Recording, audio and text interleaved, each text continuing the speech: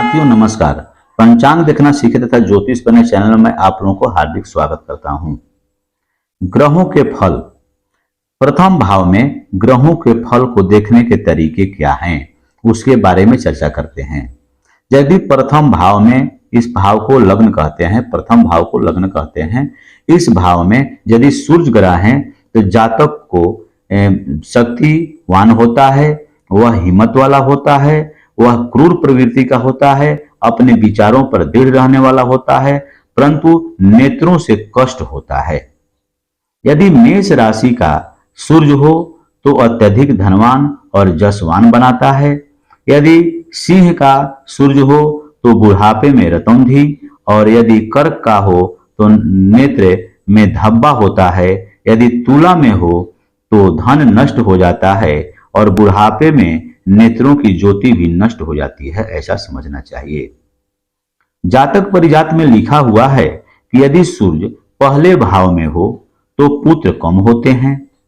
जातक कठोर हृदय का होता है, परंतु आराम की जिंदगी जीता है।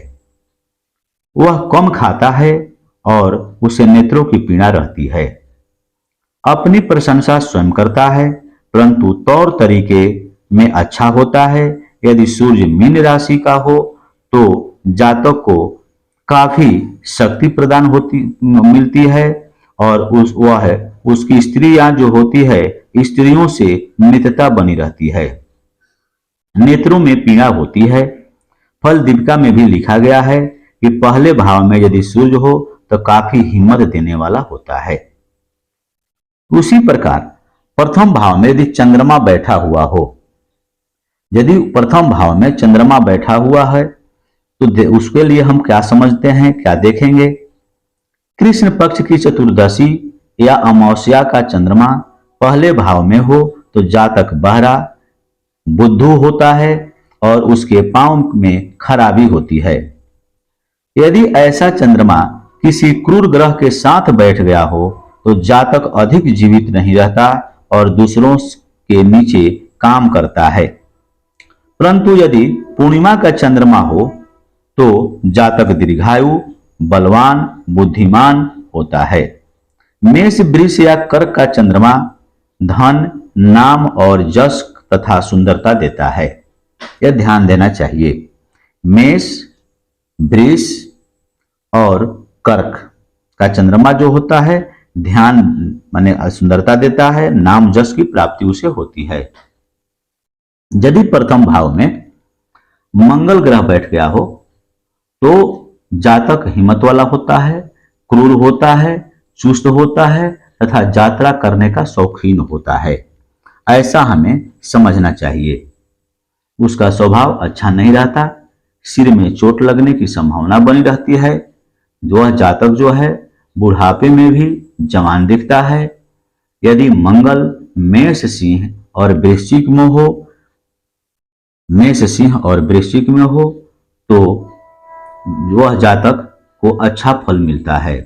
यदि लग्न में बुध बैठा हुआ हो तो जातक विद्वान होता है, धनवान होता है, धार्मिक और अच्छे कार्य करने वाला होता है।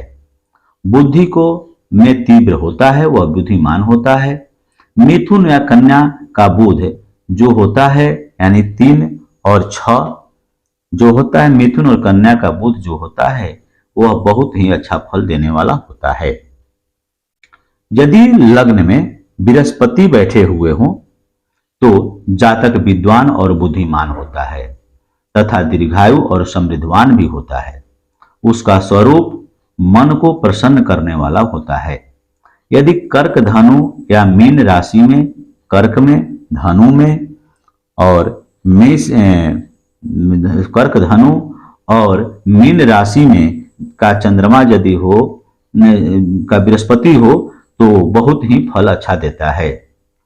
देखते हैं लग्न में यदि शुक्र हो तो उसके फल क्या होते हैं।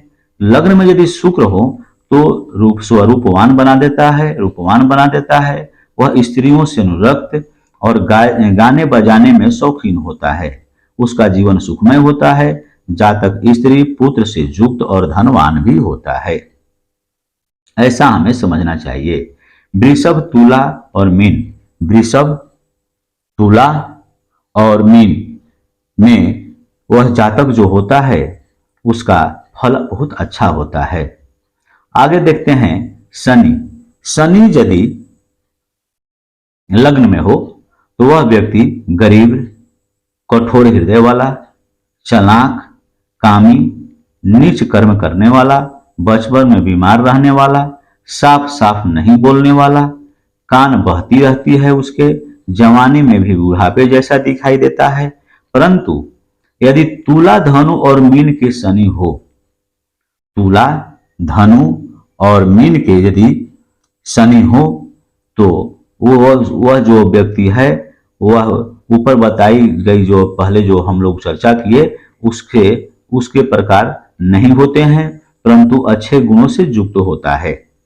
और वह जीवन में, वह व्यक्ति जो होता है जीवन में बहुत ऊपर उठता है। ऐसा जातक बुद्धिमान, दृढ़, नए कार्य करने वाला तथा राजा के समान होता है। मकर या कुंभ यानी जो उनकी अपनी स्वराशि है, 10वां भाव यानी मकर और कुंभ 11वां में यदि शनि हो तो वह अच्छा प्रभाव दिखाता है, जातक के जीवन में तरक्की कराता है। राहु जो है, जातक को यदि लग्न में राहु बैठ गए हों तो जातक को क्रूर, नास्तिक, बीमार रखने वाला, दया माया से रहित बताता है और ऊपरी भाग की बीमारी भी होती है यानी बाह्य भाग की बीमारी भी होती है। परंतु राहु यदि मेष, वृष और कर्क का हो तो दीर्घायु करता है। मेष, वृष और कर्क का यदि राहु हो तो दीर्घायु करता है। केतु का विचार करते हैं। जातक बुरे, यदि लग्न में केतु हो तो जातक बुरे कार्य करने वाला होता है, वह पीठ पीछे बुराई करने वाला होता है, उसके जीवन में प्रसन्नता नहीं मिलती है। सीधे तौर पर हम लोगों को समझना चाहिए, यदि शुभ ग्रह पहले भाव में बैठे यानी इस पहले भाव लग्न भाव में शुभ ग्रह बैठे हो और या उसके वह कहीं से शुभ ग्रह उसको देखते हो, राहु और केतु का अशुभ प्रभाव नहीं होता हो अपितु अच्छा प्रभाव होता है, तो उसे हमें शुभ फल की प्राप्ति होती है। ऐसा हमें फलादेश के समय बताना चाहिए। यदि साथियों वीडियो मेरा अच्छा लगता हो, उससे आप लोगों को ज्ञान की प्राप्ति होती है, तो कृपया उसे लाइक करें, शेयर करें तथा सब्सक्राइब करें। तब तक के लिए धन्यवाद।